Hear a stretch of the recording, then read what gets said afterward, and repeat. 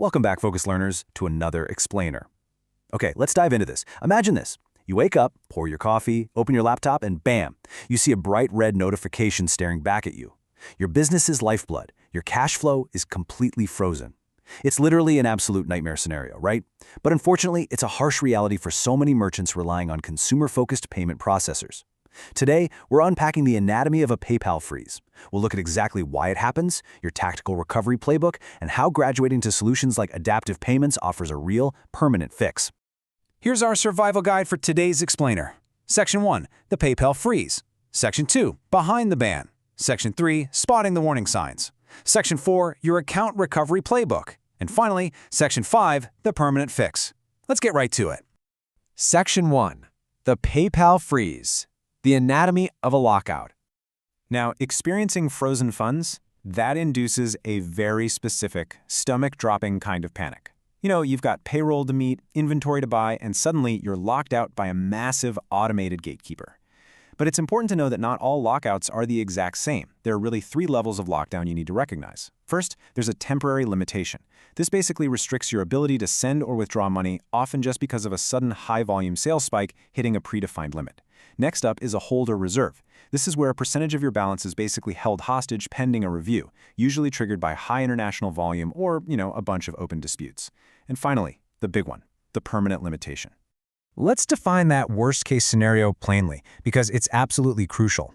A permanent limitation is an effective shutdown state. You can no longer use the account, period. This usually happens for violating specific policies, like processing transactions for CBD, or maybe brushing up against rules around firearms.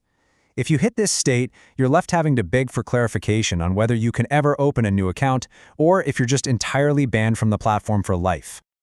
Section 2. Behind the ban. Why accounts get flagged. So, you're probably wondering, why does this gatekeeper lock the doors on seemingly legitimate, hard-working businesses? Well, and this brilliantly illustrates the core issue. Even perfectly legal businesses can trip up automated risk assessments.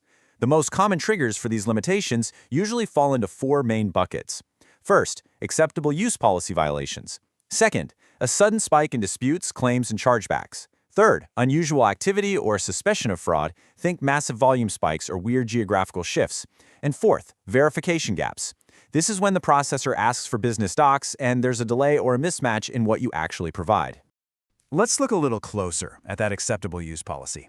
Some categories are outright restricted and require heavy, upfront pre-approval. We're talking gambling, pharmaceuticals, telemedicine, online dating. So why? Because platforms like PayPal are highly averse to complex regulatory requirements. They just don't want the oversight headache, meaning a sudden change in market forces or a minor silent update to their policy can abruptly shut down an account that yesterday was considered totally fine. Section 3. Warning signs. Spotting the storm early. Knowing the triggers is great, but you have to actually see the storm coming and prepare your documents before that final warning arrives. You absolutely must watch out for these key warning signals. Are you suddenly seeing rolling reserves placed on your account? Are your transactions getting stuck in pending reviews? Have your external bank transfers been mysteriously blocked? Are you seeing cluster disputes with the exact same reason codes, like unrecognized charge? Or worse, are customers telling you their payments are being immediately reversed? Look, noticing these signals means it is time to act right now. Do not wait for that final shutdown email. Section 4. Your account recovery playbook. Tactical steps to recover. Okay, if you're caught in a freeze, you need a precise, tactical reaction plan to get out of it. We're going to walk through the exact steps to salvage the situation. Here are your 5 immediate actions. But actually, scratch that. First, the golden rule. Never, absolutely never create a new account to try and dodge the review process. Okay, step 1, check the resolution center and promptly give them the exact documents they're asking for. Step 2, export all your evidence. Download transaction histories, tracking proofs, screenshot your support chats, the whole shebang. Step 3, stabilize your disputes by resolving the obvious cases and adjusting your refund process immediately. Step 4, fix your customer communication with proactive shipping updates to stop the bleeding on new claims. And step 5, pause risk amplification, meaning stop running paid ads and halt any sudden volume spikes until the dust actually settles. Now, what's really interesting about this next part is that it gives you concrete homework. Every specific trigger requires a matching fix. For instance, if the trigger is a spike in not received claims, they are definitely scrutinizing your tracking logs. What you need to fix right now is tightening your shipping deadlines and locking down those tracking protocols. If it's a verification gap, they're looking at your ID and business docs, so you need to submit legible, double-checked info. If it's volume spikes, they are checking your inventory capacity, and you need to present a clear, staged ramp-up plan to prove you can handle it. As our source material points out in this really powerful quote, strong evidence is key to resolving a limitation. Do not attempt to circumvent the acceptable use policy by changing descriptors, using coded language, or hiding important information. Let me reiterate this because it's vital. Trying to trick the system will 100% backfire. It won't reverse the closure, but it will absolutely damage your reputation, cause way more disputes, and actually threaten your broader banking relationships. Section 5. The permanent fix. Move to a true merchant. Honestly, fighting an automated system every single time your business grows, it's exhausting.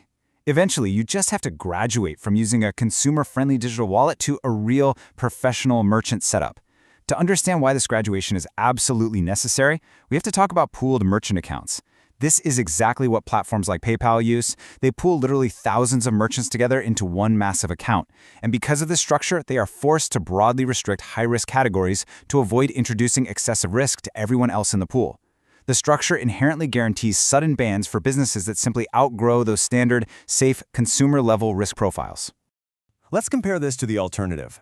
On one side, we've got pooled accounts, broad restrictions, generalized support, and shared risk bans. Basically, a giant net. On the other side, we have underwritten accounts, like the ones provided by Adaptiv Payments. These are industry-specific. The underwriting risk team actually takes the time to deeply understand your specific business model before you process a single dollar. Because they understand the actual nuances of your services, you're protected from those abrupt automated closures. Plus, they offer expert multi-rail payment options like cards and ACH, which is an absolute game changer for high-volume merchants.